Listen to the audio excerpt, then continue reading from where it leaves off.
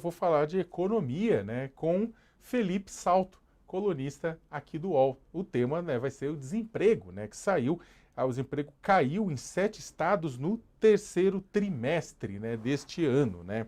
A redução da taxa de desemprego do Brasil foi acompanhada por quedas consideradas significativas do indicador em 7 estados.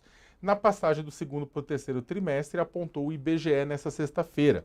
São os casos da Bahia, Rondônia, Rio de Janeiro, Mato Grosso, Pernambuco, Rio Grande do Sul e Santa Catarina. Em outras 20 unidades, a taxa mostrou relativa estabilidade. São Paulo, por exemplo, passou de 6,4 para 6, né? E 6% é a menor da série histórica no estado, série histórica que começou em 2012. Felipe, cadê o Felipe? Felipe, boa tarde, prazer ter você aqui conosco. Primeiro, o que explica essa queda e qual que são os impactos positivos e negativos que a gente pode esperar? Boa tarde, Sakamoto. Boa tarde a todos que estão nos assistindo aqui no All News.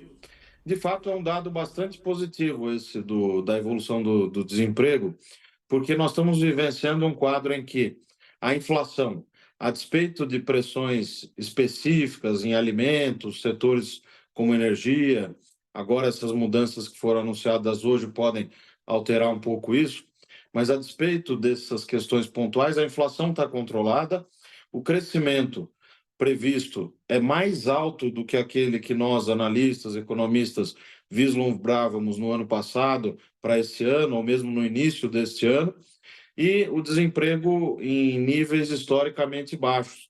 Então, o que explica isso?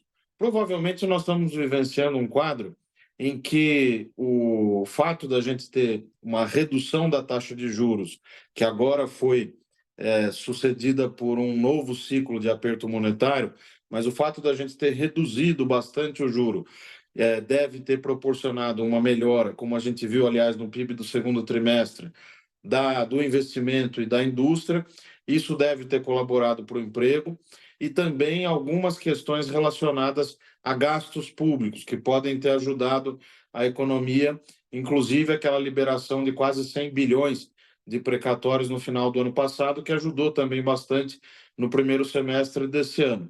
Agora, com o aperto monetário que a gente está sofrendo aí, nesse novo ciclo de alta dos juros pelo Banco Central, essas coisas podem mudar. Por isso que a perspectiva para o ano que vem é da economia um pouco mais fraca, né? Mas, em geral, um desempenho que ainda deve se manter positivo.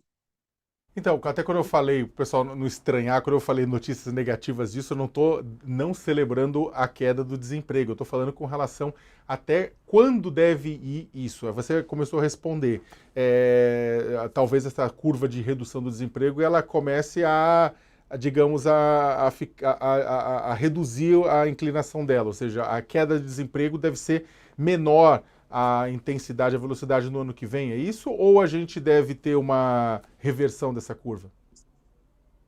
Eu entendo que sim, que a tendência de continuar caindo me parece que é pouco provável. Agora, nós estamos em patamar bastante baixo, até para os padrões históricos recentes. O que vai acontecer no ano que vem? Tem dois fenômenos importantes, né? Primeiro, que é a questão externa.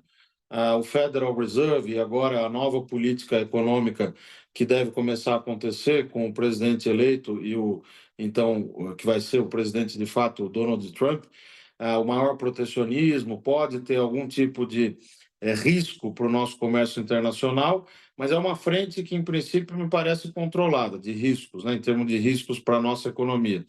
E uma segunda frente que é a doméstica. Aqui no âmbito doméstico tem esse movimento de alta dos juros e tem a questão fiscal. E uma terceira que é o câmbio, né? A taxa de câmbio que está bastante pressionada, pressionando a inflação. Se o movimento de juros for mais intenso, como muita gente já acha que deveria ser, isso vai prejudicar a atividade econômica e vai prejudicar a geração de empregos, sem dúvida. Agora, não a ponto da gente transformar essa realidade que nós estamos vendo hoje, positiva, e que no ano passado também foi bastante positiva em termos de geração de vagas, mas de colocar um pouco de água na fervura. Quem tem o condão de resolver talvez isso e de evitar um quadro de maior deterioração é a política fiscal, que é a questão desse pacote de gastos e de ações que o ministro Fernando Haddad prometeu aí para a semana que vem.